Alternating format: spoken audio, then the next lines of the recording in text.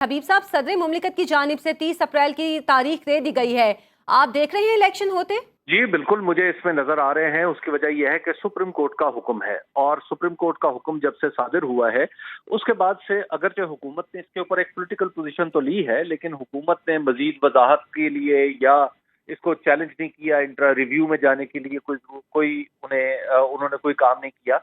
तो इसलिए ये सेफली कहा जा सकता है कि हुकूमत यानी पीडीएम ने भी इसको एक्सेप्ट कर लिया है कि अब इलेक्शन होना नागुज़ीर हो चुके हैं। अगरचे इसके दरमियान कुछ इंतजामी रुकावटें आएंगी, और एक्सपेक्ट ये किया जा सकता है कि हुकूमत कुछ इंतजामी रुकावटें डाल के या उसके ऊपर अपने तहफ़्फ़ुज़ात का इजहार करके कुछ ना कुछ करने की कोशिश करेगी। लेकिन मामला जिस सतह पर चल पड़े हैं और जिस अंदाज से आगे बढ़ रहे हैं, मुझे नहीं लगता कि हुकूमत की कोई भी कोशिश जो है वो इलेक्शन को रोकने में उसकी मदद कर सकती है। तो लिहाजा अब मुझे 30 अप्रैल को इलेक्शन होते हुए नजर आ रहे हैं। अच्छा हबीब साहब, लेकिन उस दिन भी हम जब ट्रांसमिशन कर रहे थे, अदालत का फैसला जब सामने आया था तो अदालत ने 90 दिन की मुद्दत में इलेक्शन करवाने के लिए पाबंद किया था, जो कि 14 अप्रैल को पूरी हो रही है। लेकिन अब जो तारीख आई है वो 30 अप्रैल की आई है। इसका मतलब 90 दिन की मुद्दत को क्रॉस करके अब ये इंतखाबात होंगे।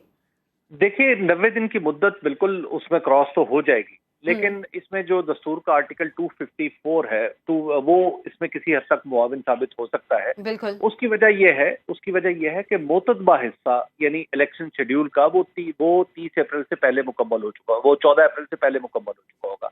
आप उसकी मिसाल के तौर पे जो कागजात नामजदगी दाखिल होने हैं, अभी उसका शेड्यूल भी आ जाएगा, तो फिर उसका शेड्यूल अनाउंस हो जाएगा, तो वो 90 दिन के अंदर होगा। कागजात नामजदगी के ऊपर जो स्क्रूटनी होती है या उनको जो मुस्तरद करना होता है या मंजूर करना होता है, तो वो भी हिस्सा जो है 90 दिन के अंदर अंदर मुकम्मल हो जाएगा, और 90 दिन के अंदर अंदर ही इलेक्शन कैंपेन भी शुरू हो जाएगी। तो लिहाजा हमारा सिर्फ एक जो जुज है वो है पोलिंग, और पोलिंग जो है वो आगे चली गई है। तो पोलिंग का आगे जाने की गुंजाइश पाकिस्तान के दस्तूर में भी मौजूद है, और पाकिस्तान का जो इलेक्शन एक्ट 2017 है वो भी इस बात की गुंजाइश देता है इलेक्शन कमीशन को कि इलेक्शन कमीशन जो है सदर की मर्जी से शेड्यूल में कुछ तरमीम कर सकता है। तो लिहाजा ये जो शेड्यूल में तरमीम हुई है, मैं ये समझता हूँ कि एक गैर आइनी सूरत हाल नहीं है, बल्कि आइन की प्रोविजंस के मुताबिक है। अच्छा हबीब साहब, अभी जैसे कि कामरान खान साहब भी बात कर रहे थे, फंड्स की दस्तयाबी भी एक रुकावट हो सकती है। वजीर खजाना इसहाक डार ने भी अब से कुछ देर बाद प्रेस कॉन्फ्रेंस करनी है। आपके ख्याल में हुकूमत की जानिब से ये कितनी बड़ी रुकावट इस चीज में की जा सकती है? हुकूमत ये नहीं कह सकती कि हम आपको पैसे नहीं देंगे। सही। उसकी वजह यह है कि दस्तूर में ऐसी कोई प्रोविजन नहीं है जिसमें हुकूमत को कहा गया हो कि इलेक्शन की जब जरूरत पेश आए तो वो पैसे ना हो, उसके पास पैसे ना हो। और दूसरी बात यह है कि दुनिया का कोई भी दस्तूर ऐसे इस तरह की सूरत हाल को डील नहीं करता कि जिसमें, और कोई भी दस्तूर ये जहन में रख के नहीं बनाया जाता कि कोई एक वक्त ऐसा आएगा कि जब पाकिस्तान के पास इलेक्शन करवाने के लिए भी पैसे नहीं होंगे। तो लिहाजा पाकिस्तान की हुकूमत को पैसों का बंदोबस्त तो करना ही है। अब 20 अरब रुपया कोई इतनी बड़ी रकम नहीं है पाकिस्तान के 22 करोड़ अवाम के होते हुए कि जिसकी बुनियाद पे हम इलेक्शन जो है उसको मुलतवी कर दें। अगर विफाक के पास पैसे नहीं है तो सूबों की किटीज को देखा जा सकता है। सूबों के अंदर इलेक्शन है, और ये चूंकि 2 सूबाई असम्बलियों का इलेक्शन है, तो अगर इसमें यह भी अखज़ कर लिया जाए कि सूबाई खजाने से ये इलेक्शन करवाया जा सकता है, तो सूबों से पैसे निकाल के भी इलेक्शन कमीशन को दिए जा सकते हैं। तो ये इतनी बड़ी बात नहीं है कि जिसमें हम ये कहें कि इलेक्शन जो है उसके लिए पैसे नहीं है। और अगर बहुत ही बुरे हालात हैं तो मेरा ख्याल ये है कि पाकिस्तान के अंदर अगर आज भी ये ऐलान कर दिया जाए कि पाकिस्तान को इलेक्शन करवाने के लिए पैसों की जरूरत है, तो पाकिस्तान के लोग खुद ही ये पैसे पूरे कर देंगे। अगर हुकूमत ये करना चाहती है तो ये भी करके देख ले, लेकिन पैसों का बहाना अब नहीं चल सकेगा। चले, ये तो फिर अच्छी बात होगी कि अगर अवाम की तरफ से ही हुकूमत को फंड्स दिए जाएं इलेक्शन के लिए। अच्छा हबीब साहब, अब जबकि पंजाब की हद तक तो ऐलान हो गया है तारीख का, खैबर पख्तूनख्वा का भी जाहिर सी बात है, हम देखेंगे कि आने वाले कुछ दिनों में मामलात क्लियर हो जाएंगे। आपके ख्याल में अब जनरल इलेक्शन की राह हमवार हो रही है? देखिए, जनरल इलेक्शन से अगर आपकी मुराद ये है कि कौमी असम्बली का इलेक्शन, तो मैं समझता हूँ कि उसकी राह तो बिल्कुल 1 साल पहले से हमवार है। लेकिन अब पॉलिटिकली अगर देखा जाए तो इस वक्त शायद हुकूमत की तरजीह ये होगी कि वो IMF के साथ, और हुकूमत को ऐसा ही करना चाहिए। इस वक्त जहाँ पे IMF के साथ हमारे मामलात हैं, IMF के साथ मामला अगर तय पा जाए तो हुकूमत को चाहिए कि वो असम्बली तोड़ दे और असम्बली तोड़ के खुद भी इलेक्शन के मैदान में आ जाए। उसकी वजह यह है कि अब से 30 अप्रैल तक, यानी अब 30 अप्रैल तक तो हम इसी इंतखाबी बुखार में मुब्तला रहेंगे, और हुकूमत भी जाहिर है पीडीएम को भी इलेक्शन लड़ना पड़ेगा। और अगर पीडीएम भी इलेक्शन लड़ रही होगी तो जाहिर है उसके लिए विफाक की हुकूमत चलाना जो है वो बहुत मुश्किल हो जाएगा।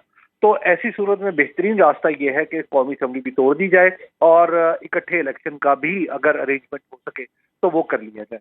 लेकिन अगर ऐसा नहीं है तो फिर जाहिर है उन्हें बर्दाश्त करना पड़ेगा और फिर आगे जाके उन्हें अगर वो अक्टूबर में भी चाहते हैं कि वो इलेक्शन हो तो जाहिर है वो भी कोई ज्यादा दूर की बात नहीं रही। इधर अप्रैल में एक इलेक्शन खत्म हो रहे होंगे और उसके बाद माफ कीजिएगा सिर्फ 2 महीने के 3 महीने के अंदर अंदर नए इलेक्शन दोबारा नए इलेक्शन का माहौल बन रहा होगा। तो लेकिन हबीब साहब क्या ये इतना आसान है, क्योंकि बार बार जो मुआशी सूरत हाल का तज़किरा किया जा रहा है और जो सूरत हाल हमारी चल रही है, IMF के साथ भी जो मामला चल रहे हैं वो भी बार बार इसका तज़किरा किया जा रहा है, क्या जनरल इलेक्शन की तरफ जाने का रास्ता इतना आसान है?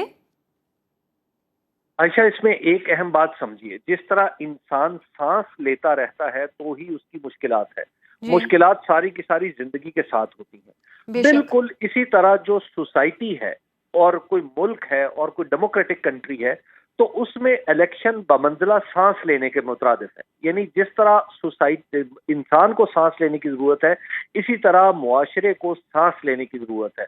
तो इलेक्शन जो है दरअसल उसकी सांस होता है, जो नया खून एक आपके सिस्टम में शामिल होता है, नई पॉलिसीज आती हैं, आप दुनिया के साथ साथ एडजस्ट करते हैं क्योंकि जितनी डेवलपमेंट हो चुकी होती है पिछले 5 साल के अंदर अंदर उन सब को आप अपने अहाते अमल में लेके उनको पार्लियामेंट में लेके आते हैं ताकि पार्लियामेंट के अंदर भी नुदरत और जिद्दत आ सके जो दुनिया में आ चुकी होती है।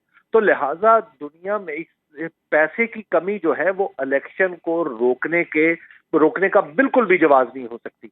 अगर हमने एक दफा इलेक्शन अपना रोक लिया, कानून के मुताबिक हमने ना कराया तो हम बहुत दूर जा पड़ेंगे। हम माजी में देखा है कि हमारी जो मुश्किलात हैं वो क्यों हैं, क्योंकि हमारे जो मार्शल लॉ लगते रहे हैं उन्होंने इलेक्शन ही को तो डिले किया था और क्या हुआ था।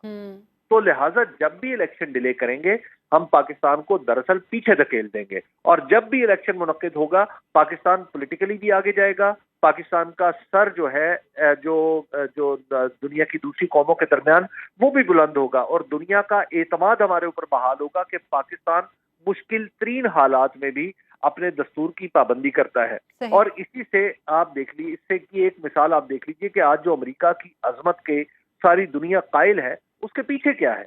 उसके पीछे यह है कि जब वहां पर खाना जंगी हो चुकी थी, नॉर्थ और साउथ में खाना जंगी हो रही थी, तो उस वक्त भी अब्राहम लिंकन ने इलेक्शन करवाए थे। उन्होंने कहा था कि अगर आज मैंने इलेक्शन रोक दिए तो उसके बाद फिर अमेरिका बाकायदा तौर पर टूटना शुरू हो जाएगा।